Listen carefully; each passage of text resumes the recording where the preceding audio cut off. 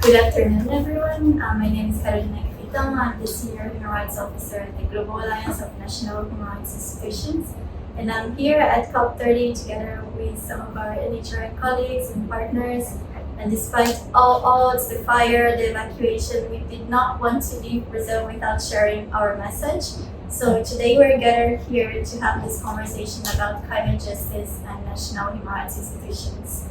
We meet at a moment, as you know, with profound climate impacts, intensifying inequalities that are deepening, and yet a multilateral system that is under an immense pressure.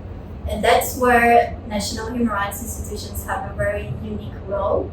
Established under the Paris Principles, NHRIs have a broad mandate. They monitor the human rights impacts, receive complaints, advise governments. They advise governments on laws and policies, engage directly with the community, and they do this bridge between governments and the community, the people themselves. So today's event will highlight how NHRIs are advancing these right-based climate actions and supporting climate justice in practice. And for the first part, I would like to invite our co-sponsor, and I want to warmly thank her, the Raoul Wallenberg Institute, and also the UNDP and OHCHR through the tripartite partnership for supporting this event.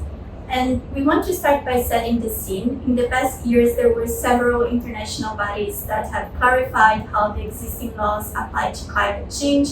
We had a landmark ruling about the advisory opinion by the International Court of Justice. We had an advisory opinion at the Inter-American Court. The African Court of the Human Rights of Peoples is also considering a similar request. So there was a lot of advances in the jurisprudence in relation with climate change and human rights. And I'd like to start by introducing Claudia Lima, who is the thematic leader on human rights and environment and senior researcher of the Raoul Wallenberg Institute. Claudia, what recommendations would you have to advance human rights and climate justice at COP30?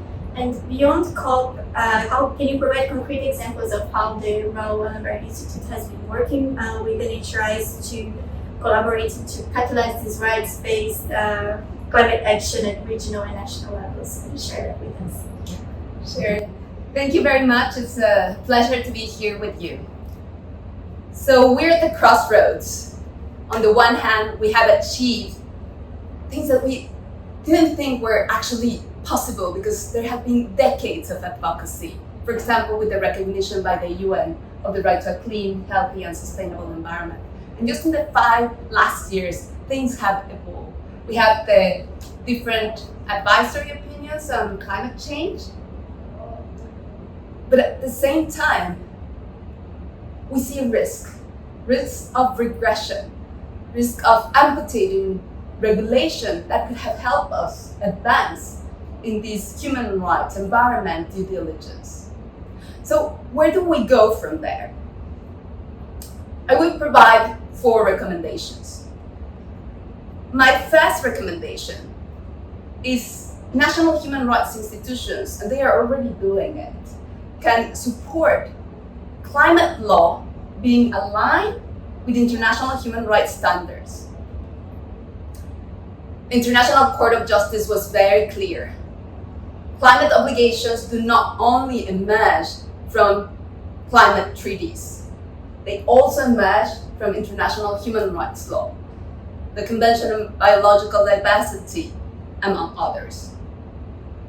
So the UN Framework Convention on Climate Change, and specifically this COP, has a unique opportunity to both mention explicitly this International Court of Justice advisory opinion, and also recognize environmental human rights defenders as right holders, and corresponding obligations of states that apply within their jurisdiction and their control.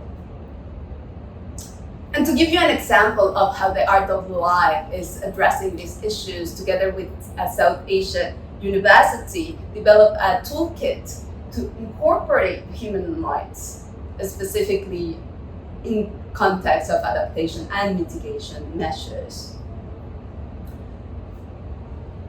My second point is that while there have been advances in terms of information, participation, in the context of the UN Framework Convention on Climate Change, access to justice becomes an issue that definitely has not been enough addressed. And the International Court of Justice is clear that states have the obligation to regulate private actors to prevent environmental harm. And here at COP30, we see a very worrying reality in which a record number of fossil fuel lobbyists are participating. And this is in contrary to this obligation of regulating private actors, because the moment private actors start shaping these same rules that they will be regulated, there's a problem. And here I would like to highlight some of the work that we have been doing with RWI and with academic institutions in Africa. For example, we had a conference co-hosted by the Nigerian NHRI, and some of this work that we have been doing with this academic network then is directly to the regional courts, including the one on African human and people's rights.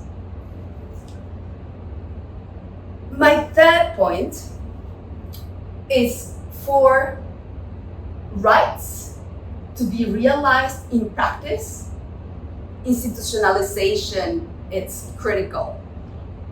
And here I'd like to highlight a project that we have, that is the FENBio project, that it's a consortium that is funded by Biodiversity Plus, in which RWI is coordinating, and the Danish Institute on Human Rights is also a partner. And what we are doing there is to bring these international standards to specific model laws and tools in order to transform these international norms. And here we're speaking about both the international standards, but also importantly, the Escazú Agreement on information, participation, access to justice, specifically in issues concerning defenders, that we will hear that it's a pressing issue, including in Latin America and the Caribbean, but also more broadly. And we see also that this institutionalization is key when it comes to public participation in environmental decision-making in the context of the green just transitions. And here I would like to highlight these model guidelines on public participation in just green transitions, that the idea is that they apply within a preventive approach. Often people think about human rights in a reactive approach. So the idea here is really to be thinking about it from the moment of policy making and how these transitions can be both just and truly green. And this is something we are doing with other partners, for example, with Eco Rights and funded by the Swedish Institute. My fourth point and last one is that the UN Framework Convention on Climate Change, and specifically national human rights institutions, have a critical role on generating these synergies with both treaties on the making and also treaties already in force. For example, the binding treaty on transnational corporations and human rights that it's being negotiated, and really thinking about how to embed a climate justice and also the recognition of environmental human rights defenders. But also other regional treaties. I mentioned the Escazú Agreement, but there's also the Maputo Protocol, referring specifically to women's rights and specific provisions concerning the environment. We see, for example, within the context of Asia Pacific, there are innovative initiatives, including by the Pacific, and being the Pacific Island students fighting climate change, really the triggers that really this campaign and this global movement then finally crystallized with the adoption of the advisory opinion by the International Court of Justice. So to conclude, I started referring with these crossroads. And when we're at that crossroads, it's time to be assertive, bold, not passive, or complacent that we have achieved so far. Beyond ideological divisions between global south and global north, what is at stake here is a livable planet for present and future generations. So the moment is to stand up now for the values of justice, human rights, solidarity, which are embedded in the everyday work of environmental human rights defenders, and whose work benefits humans as well as other living beings in the earth which we all belong. Thank you. Thank you so much, Claudia, for bringing me such passion, the urgency of the moment that we are living, and highlighting also how NHRs have been working on this and so many practical recommendations. Thank you so much. I'd like now to call our next speaker, so Professor Maria Gavounelli.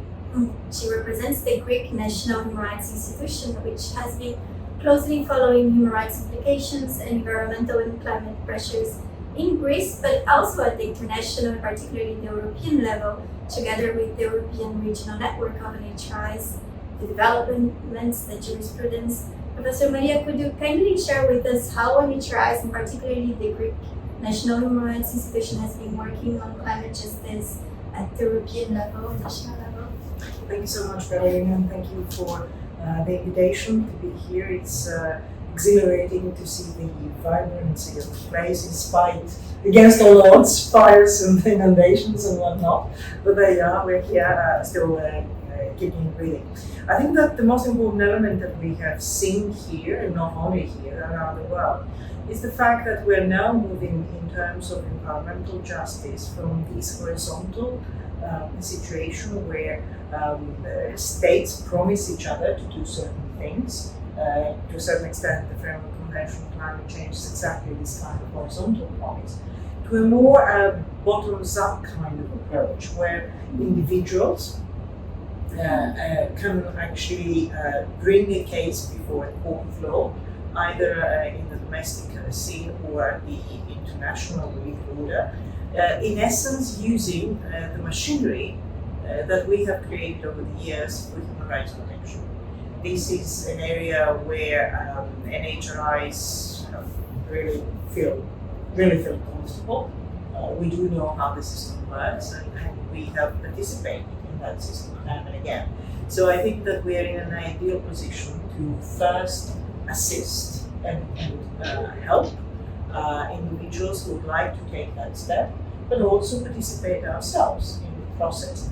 And this is what we have done, both at the Greek National Commission for Human Rights and also at the European level with our friends and colleagues at GANHRI. As some of you might know, in the European continent, the European Convention on Human Rights does not include a provision for the protection of the environment.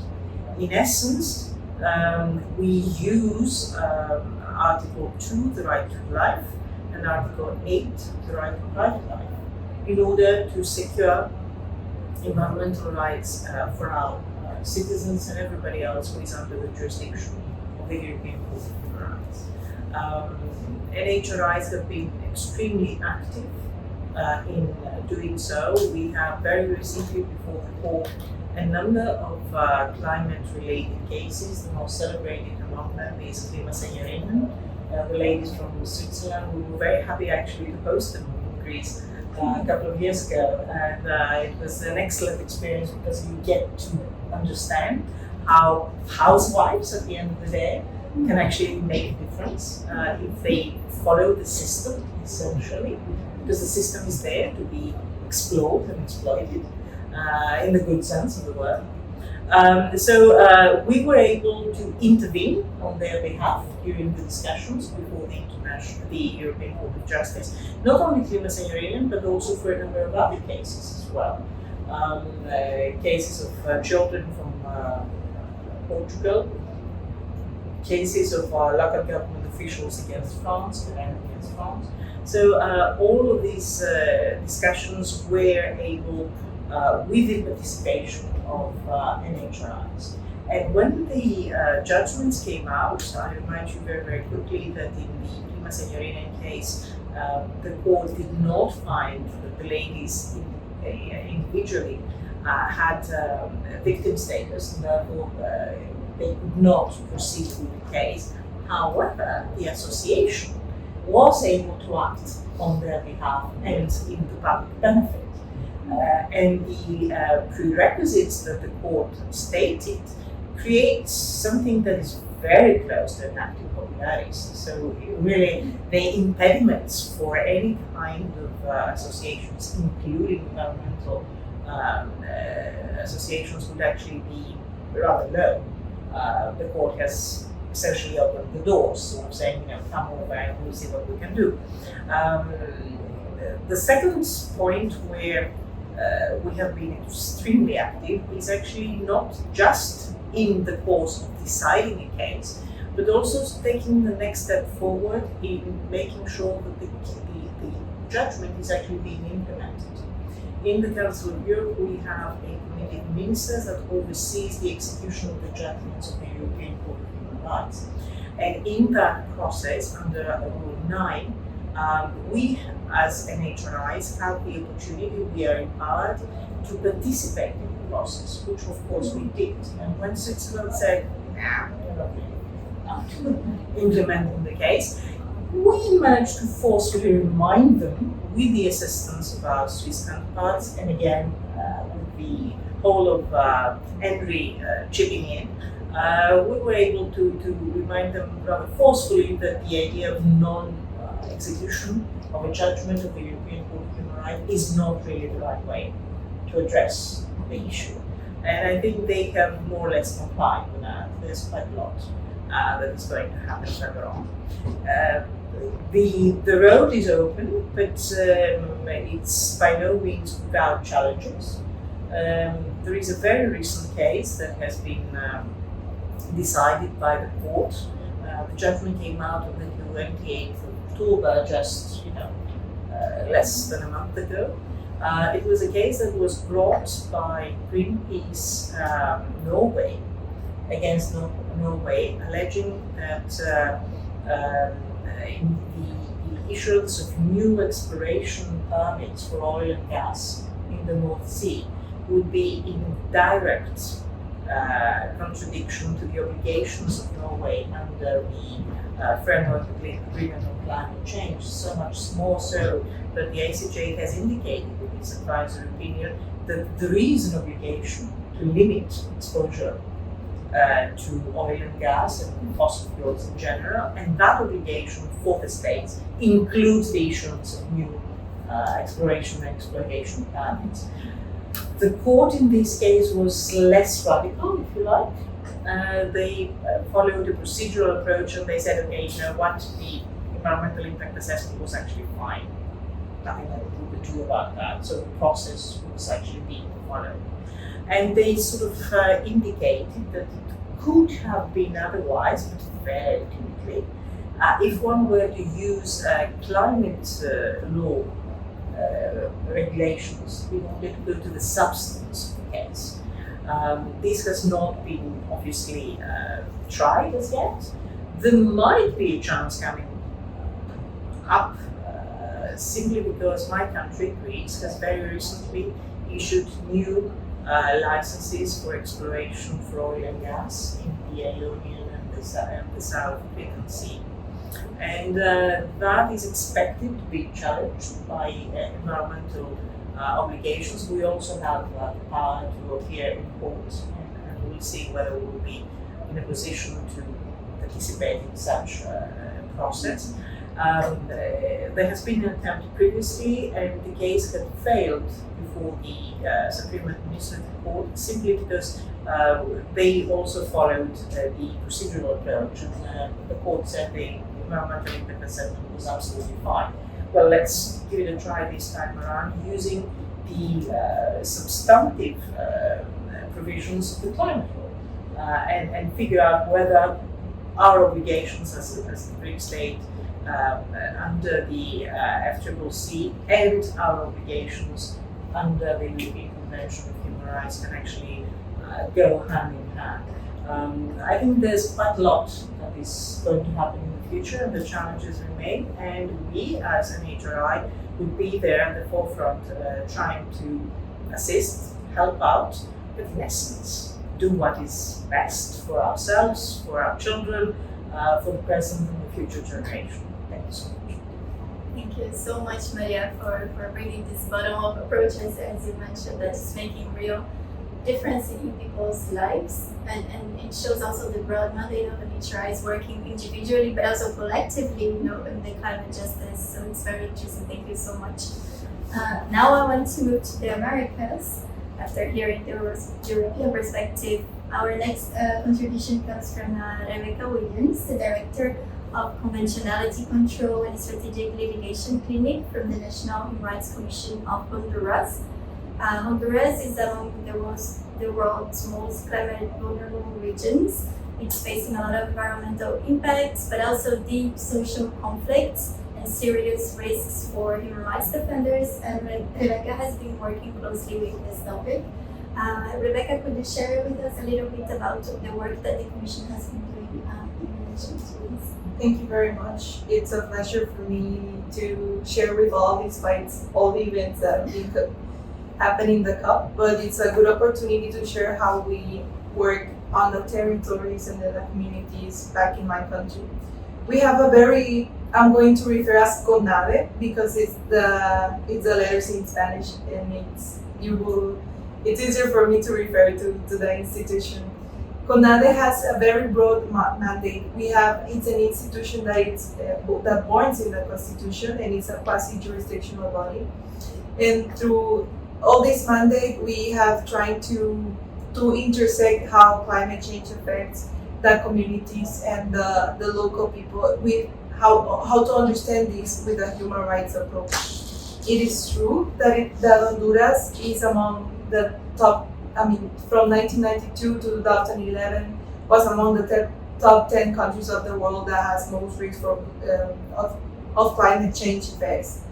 And also, it's important to say that recently, Global Witness said that Honduras had the highest number of human rights defender murders per capita in the world. CONADE recorded at least 60 from 2020 to 2024 murders of human rights defenders, and that were mainly indigenous people and also Afro-Honduran descendant people that was murdered.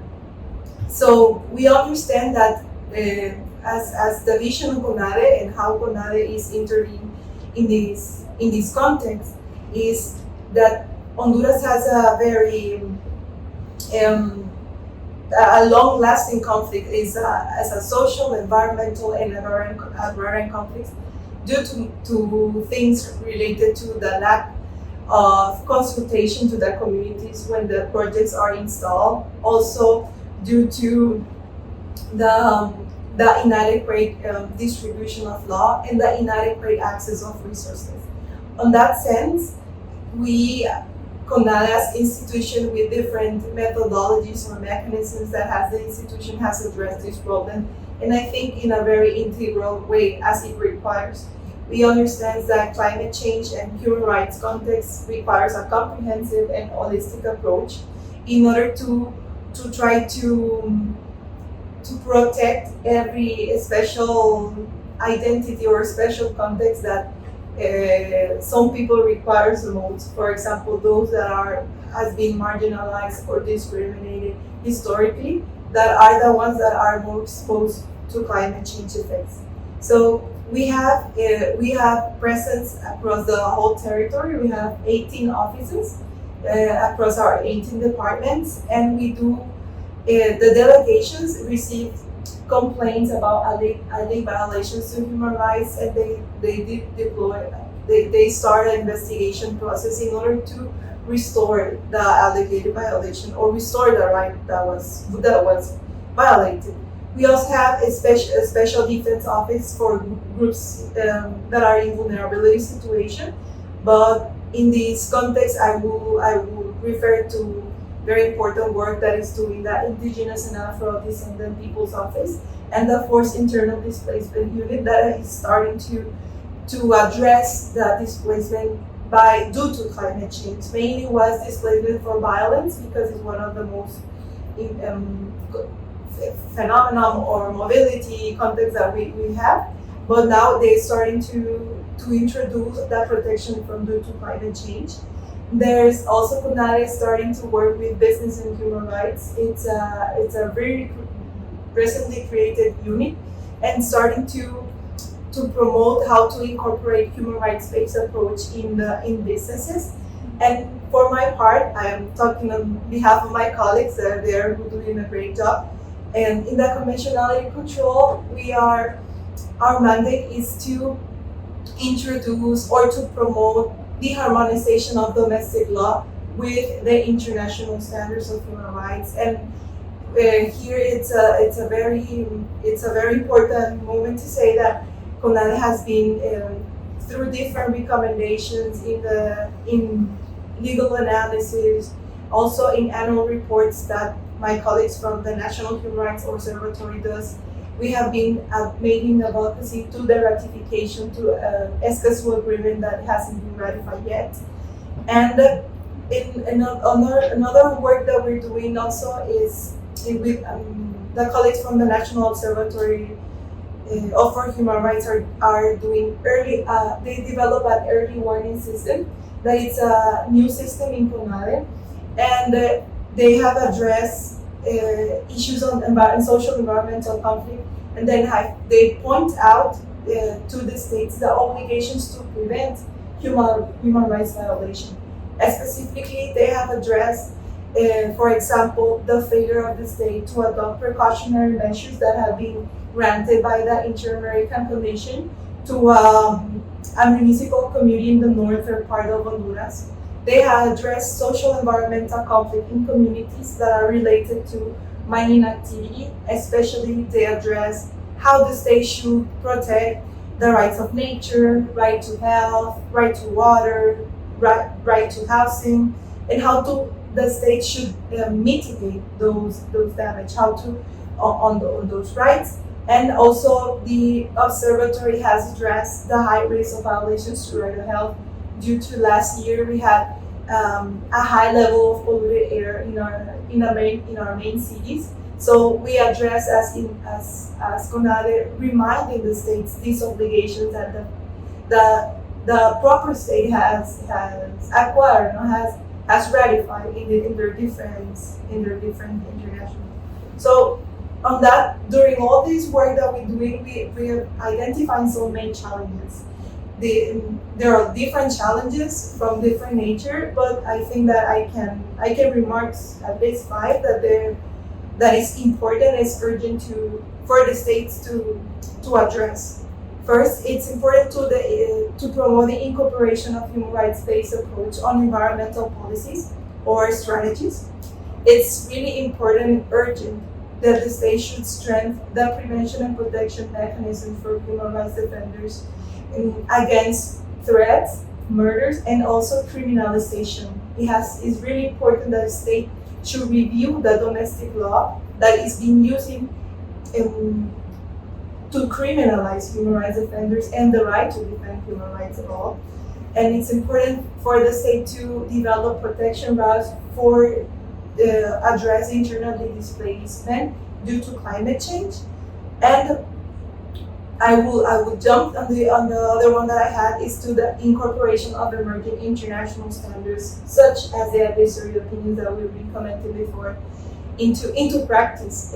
Is to bring the international to the domestic, because I think that in this moment, advisory opinions are guidelines for the state and also for us as national human rights institution, because I remember that even in the advisory opinion of the Inter-American Court about climate emergency, it refers to the role of the national human rights institution and says that we are a key institution for promoting the compliance with the state's obligations to prevent environmental damage by monitoring and enforcing environmental protection regulations.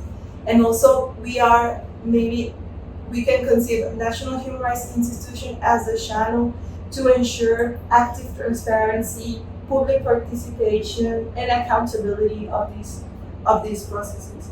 And so for us, as bringing the advisory opinion to Honduras, I think they are really a good standard to follow up, because it makes us to grow to open our mandate, to amplify our mandate, and especially amplifies our protection in the case that we haven't ratified still the Escazú agreement. So the advisory opinions, they use the law, the international standards that are being ratified, so we can address the obligations or these new obligations according to this new context that we're living to the states very effectively. Thank you so much, Rebecca. So much work that has been doing. It's impressive to hear, but also so important to see how the climate impacts intersect with the inequalities and the protection of human rights defenders, and how the NHR has been using this broad mandate not only to monitor but also to advocate, to issue early warnings. So much good work that you have been doing, important work. It's also interesting to hear about how you see the advisory opinion being applicable at the Honduras context. So thank you very much for your presentation. After hearing all these different perspectives about how NHRIs have been working, I would like to give the floor to each one of the speakers. If you have a final message that you would like to share about how NHRIs should and have been working on climate justice, but also the participation in the climate talks here at COP, please, Claudia, take a final message. I see that there's incredible potential when it comes to the bridging role of academic institutions and also national human rights institutions in two ways. A bridging role between duty bearers and right holders. Duty bearers. And just to give you a very concrete example, in Southeast Asia, first we developed a blended course with judges, with national human rights institutions. Then they told us it is necessary also to address public prosecutors, bar associations. So this idea that right holders need to be empowered, yes, but so are public institutions, that they get to know, as Rebecca was saying, how this really applies the advisory opinion to them, or what you also said in terms of it's not only about one national institution standing alone, European institutions, and here also, of course, recognize the very important role that the Global Alliance of National Human Rights Institutions is playing in terms of this bridging also across the local, the national, and the global. Because as the International Court of Justice was very clear, and also the Inter-American Court of Human Rights, this needs to be integrated. And when we see about the role of environmental human rights defenders, here intersectionality is key, and that's something that, again, it's cross-cutting in terms of national and international level. The UN Framework Convention on Climate Change, human rights law, and other treaties, and here I would like to highlight in terms of the Convention of Biological Diversity and its Target 22 specifically, that help us bridge, also in context where, for example, the Escazú agreement hasn't been adopted. Thank you. Thank you so much, Claudia. Professor Maria. Well, a wider comment. We're living in a very difficult era, at a time when the multilateral world we have grew up with, that has supplied 3 generations with peace and security, is really rocking in its foundations. What we can see around is actually the fact that in spite of all the trouble up there and the sounds of change, we are moving into a new era. There's no question about that, and we knew that even before the recent examples. There is a very solid foundation of multilateral obligations, of multilateral work that needs to be done. And we can see that even around us here in COP30, the UN work, or whatever it is that we define as UN work, continues unabated in spite of all trouble. National human rights institutions, as bridge institutions between governments and peoples and whatnot, have a crucial role to play there. simply because they do need to remind their governments, and they do so jointly, of the need to protect this world that we have built with blood and sweat and tears. And I, for one, am not ready to relinquish. And at the same time, we are in a perfect position to empower people and bring them in touch with the whole system, the whole concept that we have created over the years, taking full advantage of its possibilities and triumphs. It's an effort that has no end. It will continue, but it's quite clear that national human rights institutions, GANHRI in Europe, and certainly the Greek National Commission for Human Rights will continue playing a role. Thank you so much, Professor Maria. Rebecca. Yes, I think that to wrap it up on everyone's opinion and everyone's participation this moment, I think that us as part of national human rights institutions are essential actors on this climate context that we are living. We have a mandate that is, at least I can talk about the mandate of CONADE, that gives us the opportunity to intervene on monitoring, protecting, demanding accountability on the impacts of climate change. And that is the experience has shown us that it's possible to identify risks, to activate different mechanisms as the ones that I was telling, early warnings, and this monitor the due diligence that also business should have on their environmental projects. And mainly to ensure the participation and to the active participation and the access of information that sometimes this week around the COP, I've been hearing the lack of participation, the lack of information that society, grassroots, and communities and territories has to these discussions. So I think that, as Claudia was saying, we can be the bridge to this information and to engage more in this discussion and into the solutions with the different actors that are playing in this scenario of climate change effects.